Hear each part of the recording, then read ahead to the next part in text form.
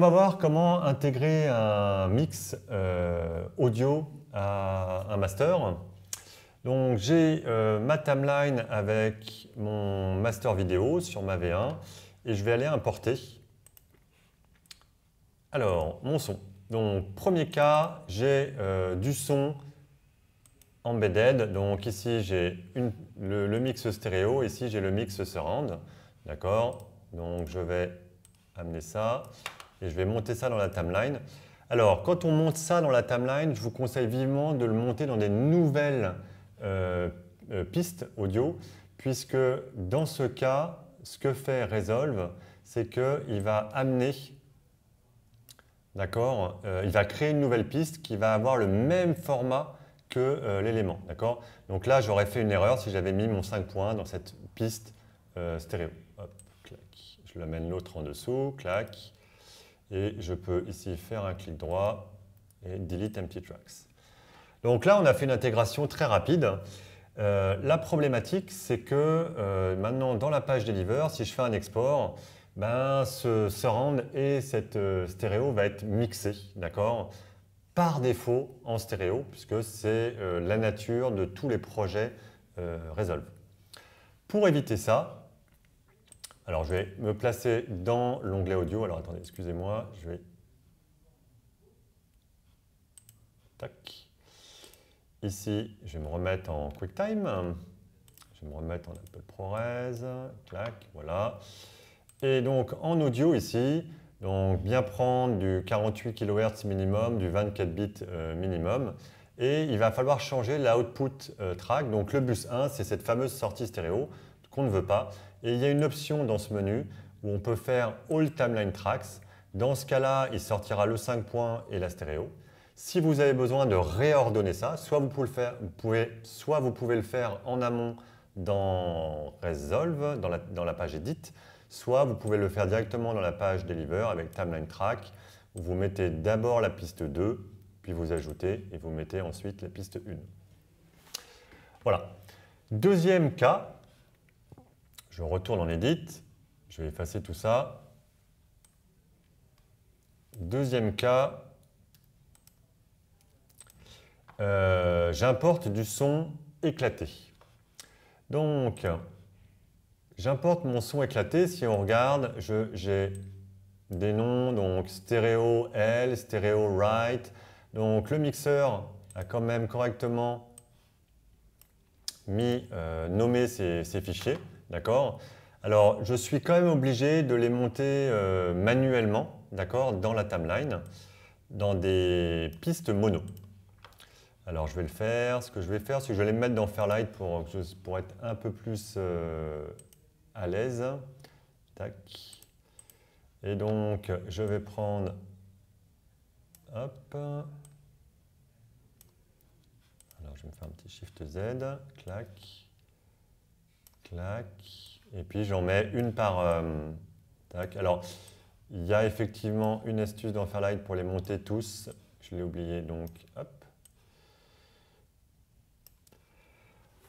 Alors déjà, il faut passer les pistes en mono, ce qui est clac, track type mono, et pareil sur celui-là, track type mono. Paf. Donc pour la stéréo, il est convenu d'avoir la gauche en premier. Donc c'est ce qu'on a, la gauche est avant le droit. Donc je vais pouvoir aller choisir la commande Fairlight Link Group et dire que le 1 et le 2 sont en fait, ces deux pistes-là sont en fait une stéréo. Dès lors, maintenant, on voit le petit trait blanc qui lie ces deux éléments. Et si vous regardez dans le mixeur, il n'y a plus d'audio 2, on a un audio 1 qui est devenu stéréo. Donc dans le cas du surround, il va falloir que je remette, donc pareil, alors je vais le mettre celui-là en bas. Donc c'est d'abord le left. C'est d'abord le left, je ne sais pas ce qu'il me fait. Allez, hop, c'est d'abord le left, ensuite le right, ensuite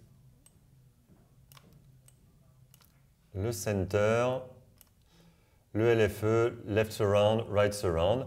Et donc là, je vais pouvoir une fois de plus, retourner dans Fairlight Link Group, sélectionner ces 6 canaux.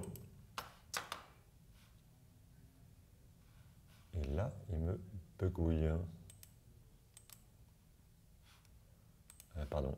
Et là, je vais pouvoir... Ah oui, j'avais une piste en plus. Et là, je vais pouvoir choisir 5 points. Et je vais donc avoir un mix 1 point. On revérifie, je vais enlever ici ma piste vide. Et donc, on revérifie. Maintenant, mon mixeur n'a plus que 2 pistes, d'accord, qui modulent en stéréo ou en 5 points. On se retrouve dans la page Deliver, exactement dans la même configuration, ou dans Output Track, on va pouvoir choisir All Timeline Track ou choisir les pistes que l'on veut, et on voit qu'on a de la stéréo ou du 5 points en fonction de ce qu'on choisit. Enfin, il y a une nouvelle méthode pour éviter d'avoir à linker tout ça. Et cette nouvelle méthode, c'est de renommer les éléments avant de les importer. Alors, je retourne en Edit. Je vais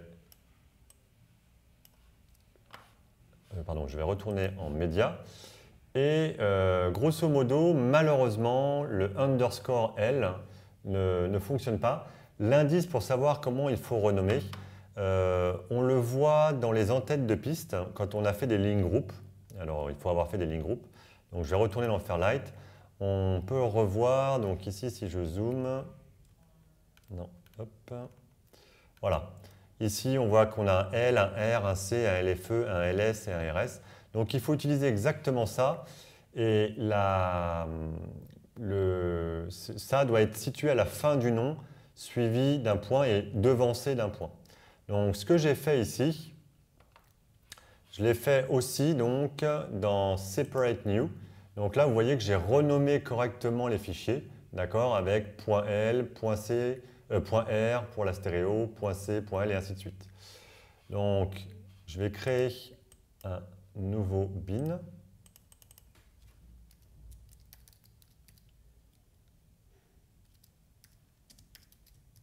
Que je vais ranger au bon endroit. Hop. Et regardez ce qui se passe quand je prends tout ça d'un coup. Donc, indépendamment, je prends mes 8 éléments, je les glisse, et ça y est, on se retrouve comme au tout début du tuto, on se retrouve avec un mix 5.1 et un stéréo et un mix 5.1 direct, et on n'a plus qu'à les mettre dans la timeline.